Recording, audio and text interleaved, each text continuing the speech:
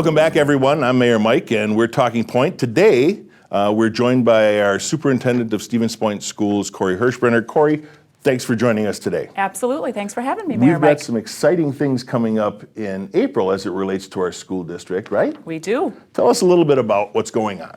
Sure. So our school board decided in December to go ahead and put a referendum question on the ballot for April 2nd. Okay. We are going to be asking for a $14 million operational recurring referendum.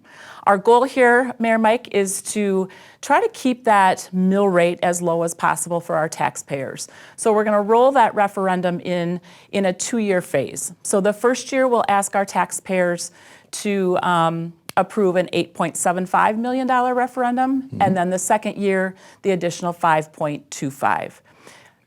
Both years, about a 13-cent increase on the mill rate.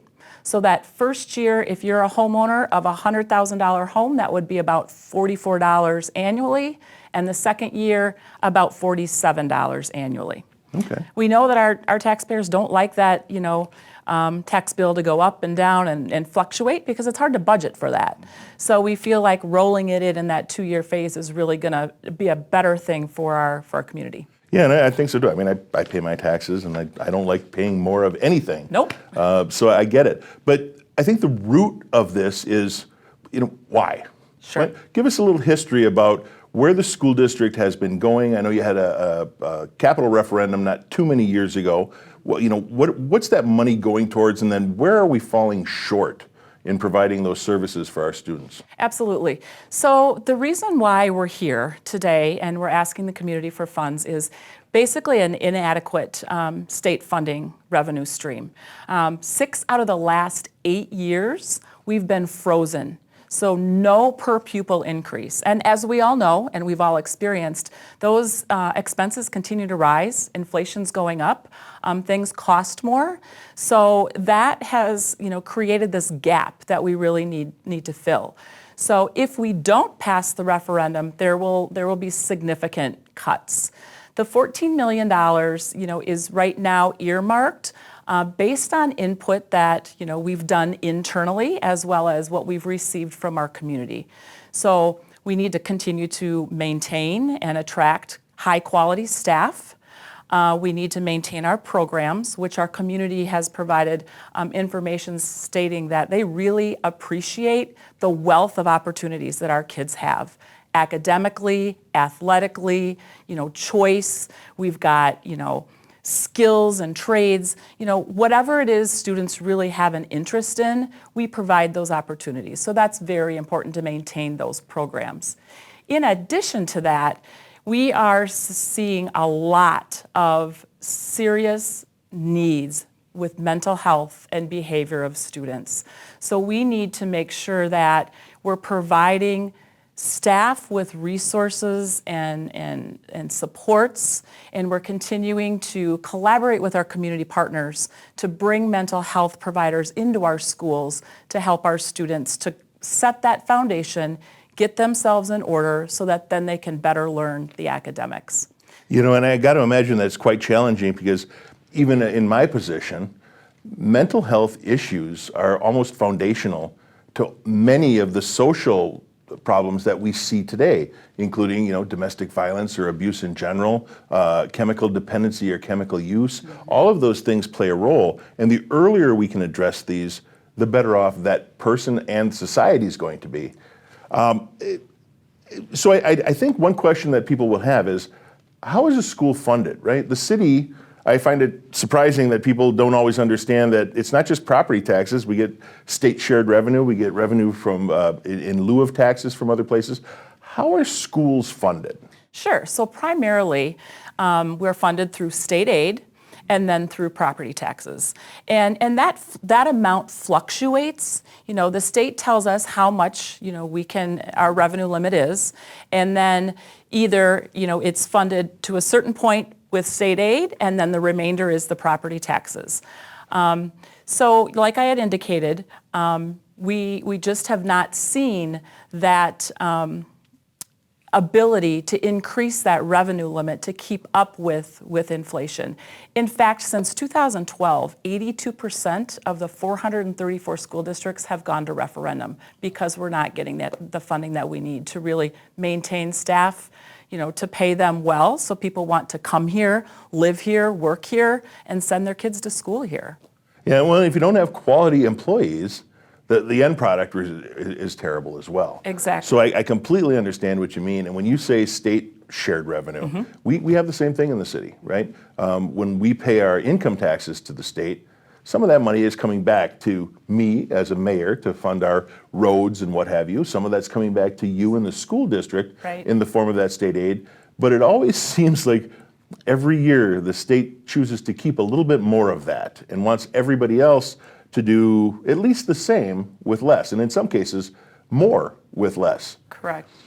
I imagine that, with a school district our size, is Spash still the largest high school in the state? It's one of. Okay. Not the, but I one remember of. back in the day, it was the largest high school in the state. Yep. But with that many students, being able to provide the services that they need, just a base level education, takes some time and money. Do you have any real life examples of how the lack of state aid has affected the ability to provide those services to the students? Sure. So class sizes have increased. The ability to have access to 21st century, skills and technology impacts our students directly if we don't have funds available to provide those services. We're educating students right now for jobs that aren't even created yet. And I cherish, everything that our staff do on a daily basis. They continue to learn, they continue to grow, they continue to hone their skill sets so that they can provide our students the best opportunities that they can, because they're our future employers. If we don't have the funds to provide that, I feel like we're not offering our students the same opportunity as students in other districts across the state. And Stevens Point and Spash, we deserve the best. I mean, we want to be the best, and I want this to be the destination district where everybody wants to work and everybody wants to send their kids. And it's more than just reading, writing, arithmetic of the old days. You have to keep up. Well, when I went to Spash, they still had a typing class. I was in the very first computer class. So that shows you in 3 years what technology has changed, going from typewriters to word processing. And I'm got to imagine it's way beyond that. Now I hear kids are coding in grade school, and absolutely, that's way beyond anything I could think of. But our employers tell us that too. They need an educated workforce. It's challenging for them to bring people in who are green, and then invest all the energy that they have into training them, where they've become partners with the school district too. So we know that there's a need. You and I know there's a need. We have to convey that to the public. But what would that money be used for? Sure. If the referendums pass, what do we do with that money? Absolutely. So what we do with that money is we pay our staff. We continue to pay them well, so they want to stay here and people want to come here. We maintain our programming. We enhance safety and security. We've got some safety and security concerns that we need to address. We keep our technology and our infrastructure. In addition, it's really important that I mention the enhancements to behavioral health and mental health. But in addition, we've had to dip into our fund balance. And that's never a good idea, because if you dip into your fund balance and you go too low, you can't pay your bills, you can't pay your staff, and then you have to short-term borrow. And I'm not in favor of paying interest. I'd rather keep that money and have that go to kids and have that go to staff. Yeah. The other thing you had mentioned earlier, Mike, was we did go to a referendum in 2018. There were 2 referenda questions. One was a bond referendum, which was updating our facilities. And that money could not be used for operations like paying teachers, programming, resources for staff, technology, that sort of thing. So all of our buildings were updated, which was amazing. 68% of our community supported that referendum. All of those projects are complete, on time, and actually under budget, which That's a big deal. That's a big deal right now. The other referendum was for $3.5 million, and 66% of our voters supported that. It's important to note, though, that we've lost about 2.5 million of that 3.5 because we've lost about 222 students after COVID, which is not just a point issue that's happening across the state and nation. Usually our enrollment is pretty steady, but we did lose those students, so that was about $2.5 million, and that's pretty significant. Well, that's because the state aid is tied to students. You get X amount of dollars per student, right? Correct. So that affected that $11,000 per student we get, but it also impacts your revenue limit. So you're kind of hit twice with that. So that's why the 2.5 million. So $11,000 per year per student. That's what you get from the state. Huh? About. About, roughly. Think about that. I mean, there's parents out there that are paying more than that for daycare. Exactly. And I mean, you're tasked with not only providing a safe environment, but a safe environment to learn in, to grow in, to hone their skills, to kind of stretch their wings and learn about all of these different things, and have the staff that's of a caliber that it's worth it, right? Right. I don't want to sound bad here, but you don't need a PhD to watch kids. Right. But what you do need is you need someone who is able to teach and instill in those kids the knowledge that you have and allow them to learn on their own. So it's way more extensive than daycare. And I'm sorry for kind of pawning that down a little bit, because it's definitely not daycare. I understand the tasks that our teachers have, and some might say, okay, well, we pay our teachers well enough, and I can guarantee you that's not the case. Right. With the cost of living that's gone up just the last couple of years, even us as a city, we are so far behind in the market on what we were paying our employees. Right. We just did a new pay survey to make sure that we were close. And we're injecting probably another $500,000 annually into their salaries just to become competitive. Right. So I can't even imagine the challenges the school districts have. But let's look on the gloomy side a little bit. If this referendum doesn't pass, and you are forced as a school board and a school superintendent to make some really tough choices to make those ends meet, what happens? What are we looking at? Well, it's going to hurt. It's going to hurt. It's going to hurt everybody. We're going to see increased class sizes. We're going to see programs reduced. We're going to see safety and security compromised. I'm concerned. I'm really, really worried about that if this doesn't pass. Our students will not have the same opportunity as other students across the state. And that's not okay with me. I mean, I feel like our students deserve the best, and we want them to have the best, and we want them to be the best. We also, I think it's important to note that the board has directed me, as they should, to make sure that we're putting some reduction and control measures in place internally before we ask the taxpayers to support us. So we've implemented a budget evaluation process. So we are evaluating every single staffing position, and we are in the process of analyzing every single program we have in the district. I don't know that anybody else in the state is doing that. We're creating this, but I'll tell you what, it's something that I think this district will do forever going forward. We're tightening our belt, we're making some cuts, we're reducing some budgets, and we're not filling some positions. Does that feel good? No, but we need to be efficient, and we need to be effective at what we're doing. So, and we need to be able to tell our taxpayers that we've done that. We're managing our budget well. Our community believes that. They've told us that in a survey and a poll.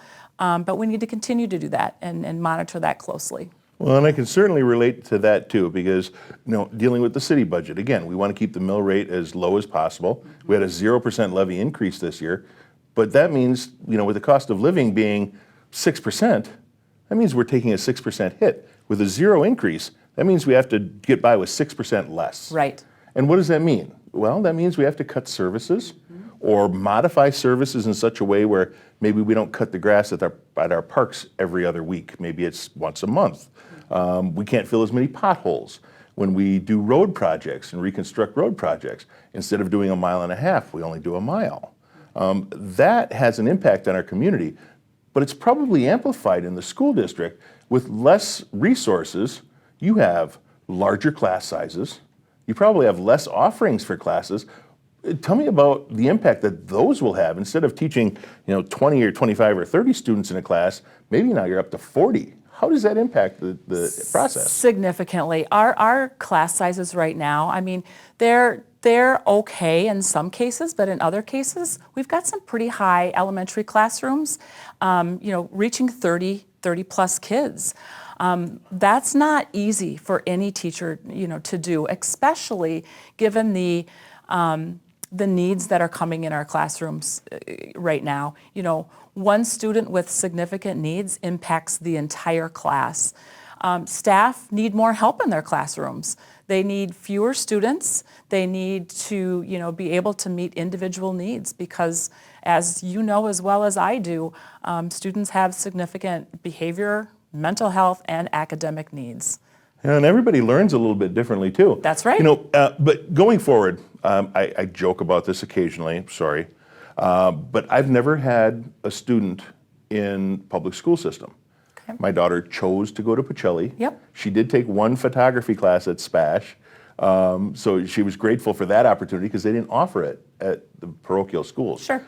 But I'm happy to pay my public school tax because those are the people that are in our community providing our plumbing services, our auto repair, or at some point, they're going to be the people taking care of me when I can't take care of myself. And I want the best people that I can have take care of me when I'm older. Absolutely. How does something like this trickle down in the long run? Let's look, a quarter mile down the river, and when we're failing to meet the needs today, how does that impact our community down the road? It impacts it greatly. I mean, these are our future employers. We want people to come here to live. We want people to come here to work. And one of the first things they ask when people relocate for a job is, what's the educational system like? And if we're offering, a wealth of opportunities, whether it's private school in the community, whether it's public school, maybe it's online. Some of our learners learn best online.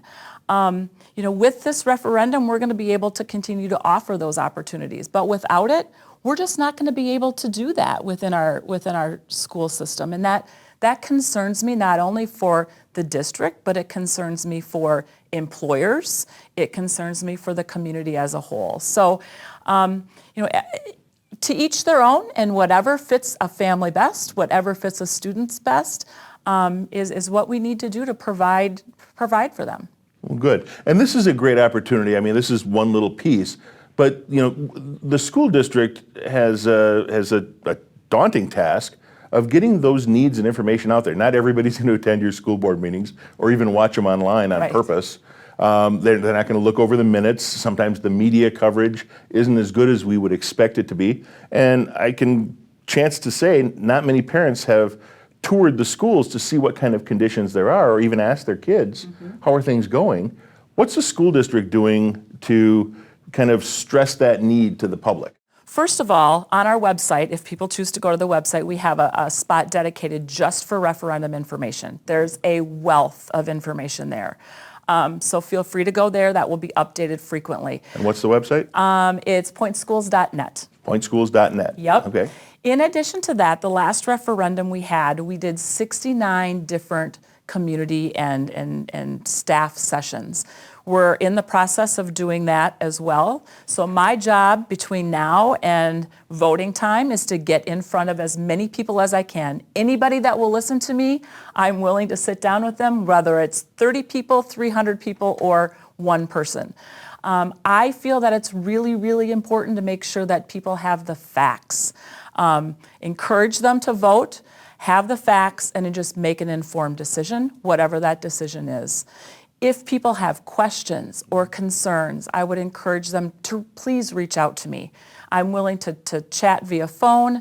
I'll meet with you in person, email, because if they have a question or a concern, likely someone else does. And we need to address that or clarify something so that, again, we can get the facts out there so people can make informed decisions. Yeah, and you'll get that a lot. When we do a city project, the rumor mill flies, and I honestly can never fathom how people get from this point Yep. to that point when it's nowhere near true. So getting correct information is key, and that's a daunting task for a group of people. You're taking this on by yourself. I know you've got a team to help out, but don't feel you have to do everything yourself. Right.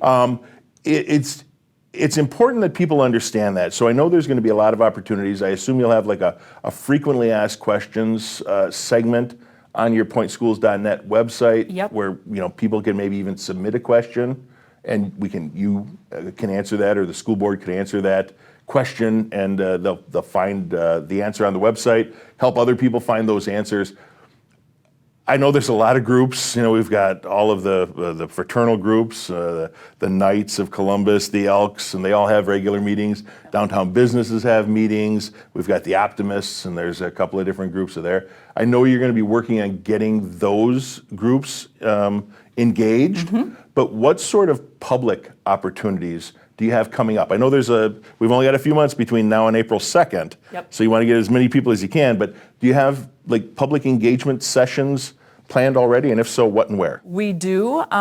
We have 2 of those. Actually, I don't have the date and time of those in front of me, but they will be posted on the website. Okay, we'll get those. They will be at SPASH. When someone has a question, they want to call. How can they get a hold of you? Is there a phone number you'd prefer them to use, an email address you'd prefer them to use, or I don't know, writing letters, is that still a thing? Well, not very often. Emails, usually. All of my information is on the website. You can call me at 715-345-5500. And my email is chirsbru@pointschools.net. Okay. And it's all on the website. I'm willing and looking forward to meeting as many people as I can to share our story. So is there anything I haven't covered? I mean, how many schools are there in the district? We have 14 schools. 14 schools in the district. I imagine the need is spread everywhere. Are there instances that you can share with us of one school having a greater need than another, or any real life example of where this reduction in state funding has created a problem that didn't exist? It's district-wide, Mike. It really is. It's just not allowed us to keep up with the expenses of everything it takes to run our district. Like I said, there are districts all across the state that are choosing this referendum option just because we've not had the state funding that we really need to educate our students. And the needs continue to increase. So of course, costs are going to increase. It's just vitally important that we do this for our students, we do this for our staff, and we continue to provide our students with the best education that we can. And I appreciate that. I appreciate you taking the time to join us today to talk about the upcoming referendum, which of course is going to be April 2nd. There's quite a few things on the ballot. I know that several city council seats are up. There's some school board seats that are up. County board, I think, has every district that's up. So this is a pretty significant election day. Early voting will be available as usual in the clerk's office or your town clerk, wherever your municipal clerk is. All of that information will be available on the website. If you have questions about the referendum in general or anything relating to that school board referendum, contact your office, get involved, ask those questions. If you hear someone that's starting a rumor, confirm it before you spread it around, just to make sure. I appreciate that. And honestly, try not to believe everything you read on social media, because there's no filters there. There's no one policing it to make sure it's all accurate. Get the right information before you get out there and vote. Become an informed voter. And again, thank you very much for your time in joining us today. Hopefully people will take the opportunity to reach out and get educated on what this referendum will mean for not only the school district, but everybody the school district serves. Absolutely. Thank you, Mayor Mike. I appreciate the time. All right. And until next time, I'm Mayor Mike, and we have been Talking Point. For more information about the April 2nd school district referendum, visit pointschools.net, email chirsbru@pointschools.net, or call 715-345-5500. Talking Point is produced by Mayor Mike Wiza and Stevens Point Community Media.